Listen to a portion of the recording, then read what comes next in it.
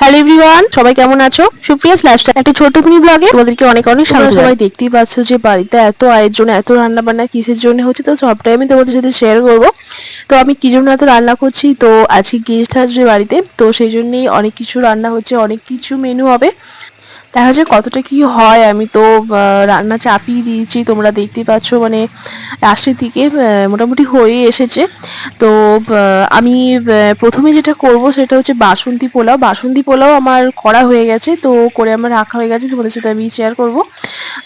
তারপরে যেটা আমি করব সেটা হচ্ছে ফ্রেঞ্চ ফ্রাই। ফ্রেঞ্চ ফ্রাই তোমরা দেখতেই পাচ্ছ, আমার করা হয়ে গেছে, ফ্রেঞ্চ ফ্রাই হয়ে গেছে, বাসন্তী পোলাও হয়ে গেছে, আর ফিশ ফ্রাই করবো।